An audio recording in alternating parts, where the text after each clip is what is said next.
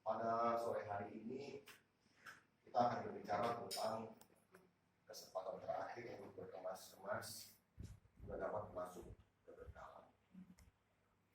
Bapak Ibu Saudara sekalian, pernahkah terlintas di pikiran kita? Kita bayangkan bahwa setiap kita pasti akan mengalami apa yang namanya kematian. Ketika saya melayani ibadah pemakaman, melayani kematian, di situ di hadapan Tuhan, saya sempat berpikir, seandainya ajal menjemput kita, apakah kita sudah beres dengan Tuhan, kita sudah siap,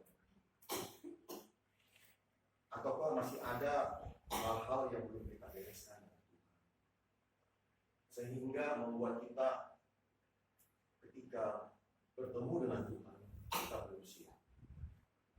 Bapak Ibu ngerti? Ngerti? Sedangkan kita ini manusia ini licik, manusia ini super brengsek, manusia ini kurang ajar. Kita kadang-kala berpikir kita ini udah benar, kalau kita brengsek di hadapan Tuhan. Kita kadang-kala nggak sadar. Saudara, dalam perjalanan hidup ini kita akan mengalami kematian, dan ada dua kematian dalam hidup manusia. Yang pertama adalah kematian secara fisik, di mana detak jantung kita berhenti, ajal menyebut kita, tubuh menjadi dingin kaku, dan itu adalah sebuah misteri kehidupan yang kita nggak pernah tahu kapan ajal ini akan menjemput kita dan malaikat Allah akan menjemput kita. Ketika kita mengalami hal itu, bahkan setiap orang pasti akan mengalaminya, maka kita akan dikuburkan. Yang kedua adalah kematian kekal selama atau kematian kedua, di mana kematian kedua ini sangat-sangat parah, di mana kita akan ditolak di kerajaan Allah karena kita tidak layak di hadapannya. Kita meleset dari rencana Allah atau hamartia dalam bahasa kita. Artinya meleset dari rancangan Allah yang sempurna. Kalau saudara masih ingat khotbah saya pada hari Minggu kemarin, kita perlu berhati-hati, waspada. Tuhan Yesus mengingatkan kita bahwa orang yang melayani Tuhan belum tentu dia melayani Tuhan. Sama-sama pelayanan. Yang satu menuju kekekalan surga, yang satu masuk neraka. Kalau ngomong neraka berapa? Masa takut, saudara? Saudara, kematian itu pasti kita alami. Persoalan yang sangat serius yang harus kita gumuli, apakah sebelum ajal kematian itu menjemput kita, ketika kita berada di kesempatan terakhir sebelum dijemput oleh Tuhan, apakah kita sudah berkemas-kemas? Di sini letak persoalannya yang harus kita gumuli menjadi pergumulan yang serius. Apakah kita sudah berbenah di hadapan Tuhan? Saudara, jangan anggap enteng masalah ini. Saudara, 30 tahun lebih saya ada di pelayanan, hampir belasan tahun saya sekolah, belum saya sekolah sebagai dokter, saudara. Saya merasa bahwa semua itu sia-sia. Karena saat-saat terakhir ini yang ada di hidupku adalah penyesalan yang lebih dalam. Dimana mulai sekarang ini aku harus berkemas-kemas. Aku harus bersiap-siap. Bagaimana berkemas-kemas itu? Kita harus hidup sesuai dengan kehendak Tuhan. Kita kembali kepada rancangan Allah yang semula. Ketika manusia pertama ada hal diciptakan oleh Allah, menurut gambar Allah, selem, lalu ketika jatuh dalam dosa, maka melalui pengorbanan Yesus, Allah mengembalikan manusia kepada rancangan semula. Dan di disebut dengan demove.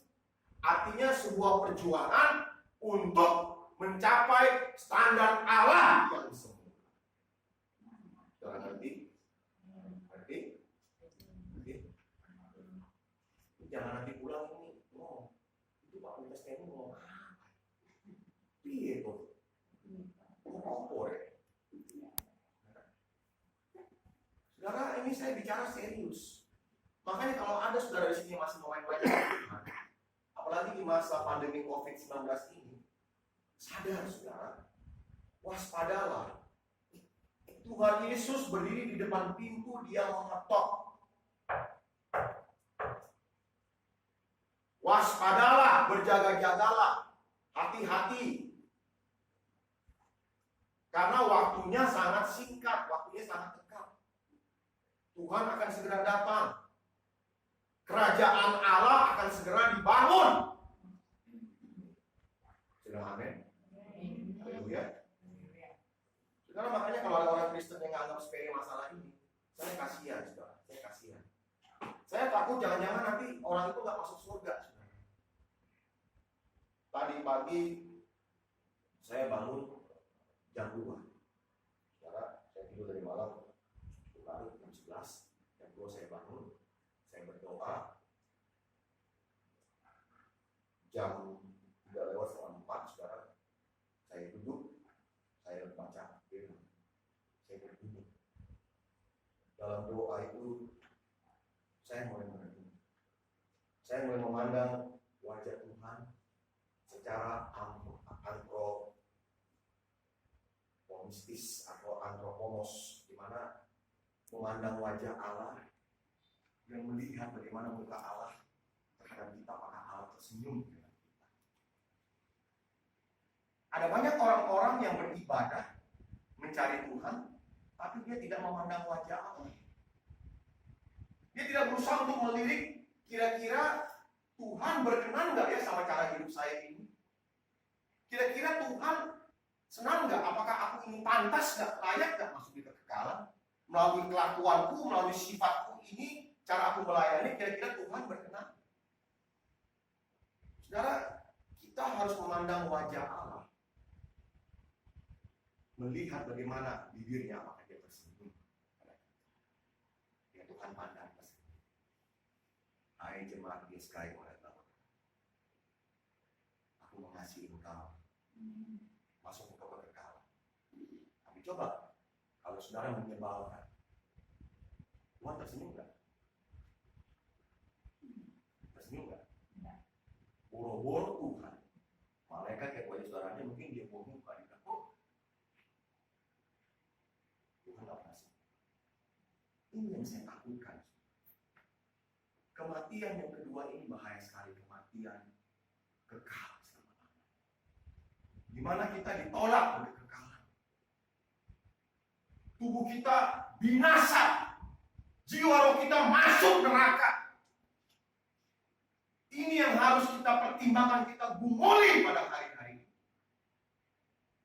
Karena setiap kita akan mengalami yang namanya kematian.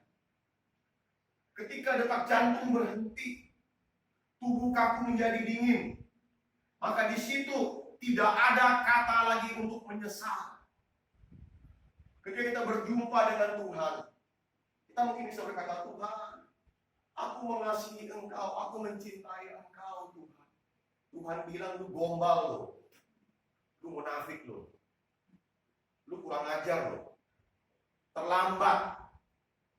Seharusnya ucapan itu kau ucapkan sebelum engkau mengalami kematian. Kalau engkau sudah mati terlambat, sama seperti orang kaya dan Lazarus yang miskin. Ketika dua-dua meninggal, wajah Allah tersenyum kepada Lazarus. Lazarus dibawa ke pangkuan Bapak Abraham, dibawa ke surga.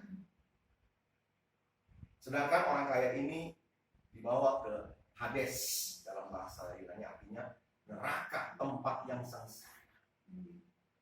Sudah dia ada di neraka, baru dia menyesal. Manusia kadang-kala saudara menyesal ketika udah di neraka. Makanya saya ingatkan bagi saudara yang di sini yang belum bertobat, saudara yang masih main-main, saudara yang masih di mana punya sifat yang tidak benar, berubah. Ingat khotbah saya pada hari Minggu kemarin. Berubah. Haleluya. Tadi jam 9 saya ikut pertemuan Zoom dengan Pak Eras. Pak Eras kembali mengingatkan tentang hal ini. Pak Eras bilang dia tidak ambisi GSK ini menjadi gereja besar. Nggak apa-apa kalau pejabatnya harus kita kan, kalau ada pejabat-pejabat yang bermasalah yang mau keluar silakan. Yang tidak sejalan dengan beliau, tidak sepaham dengan beliau, silakan. Dia nggak mau GSKI ikut tren mode. Karena GSKI ini ada betul-betul dibangun persiapan untuk kekekalan, untuk masuk surga. Makanya Pak Eras bilang walaupun GSKI sedikit nggak masalah, nggak usah minder. Bahkan Pak Eras bilang kayak kita dari gereja kecil nggak usah minder. Beliau mendorong percepatan, beliau mendorong kita untuk streaming, beliau mendorong kita untuk berkembang. Jangan pernah merasa minder, haleluya. Yang kemarin sudah khotbah saya ingatkan, kita ini harus kompak. Supaya ada ini betul-betul kita membangun, haleluya. Amen. Kita berkemas-kemas, haleluya. Jangan lagi bikin masalah di sini, haleluya. Amen.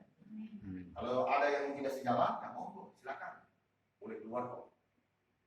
Pak Eras bilang silakan. Daripada nanti kayak khotbah kemarin, lebih baik tangan kananmu dipenggal daripada engkau tubuhmu itu masuk neraka. Saudara, kesempatan terakhir untuk berkemas-kemas itu, inilah saatnya, waktunya untuk kita lakukan. Kita udah gak ada waktu lagi, saudara. Ya. Amen. Ini sangat singkat waktunya. Ini sekarang sangat singkat. Ini di pandemi COVID-19 ini nggak main-main, saudara. Nggak main-main. Makanya saya ingatkan juga kepada para pejabat di sini yang benar. Saya ingatkan pada pejabat yang benar layani. Pak Eras juga ingatkan. Kita harus ada percepatan sekarang, karena udah nggak ada istilah mau lambat-lambat lagi. Waktu ini kita sudah tiarap, kita berubah, kita mulai berkemas-kemas, kita mulai menata kehidupan. Hidup kita hanya dua pilihan, mau pilih surga atau neraka. Cuma itu aja sudah. Mana yang kita pilih? Saudara ngerti? Haleluya. Amin. Ini semua kebenaran. Nanti saudara 2 minggu akan datang, saya akan berikan pelajaran tentang surga. 2 sesi saudara ya. Surga. Saya bertemu dengan surga. Supaya kita mengerti. Karena saya kaget, saya belum lama membaca sebuah buku saudara. Dikarang oleh seorang ahli teolog, doktor teologi yang mengatakan bahwa surga itu hanya sebuah imajinasi. Surga itu hanya sebuah hayalan. Bahkan lebih parah dia bilang bahwa iman itu imajinasi. Makanya saya bilang ini silakan. Surga itu adalah sebuah realitas. Surga itu sebuah kenyataan, faktanya ada. Dan itu hanya berlaku dinikmati oleh orang-orang percaya yang mau berkemas-kemas di hadapan Tuhan. Amin. Orang ngerti? Haleluya.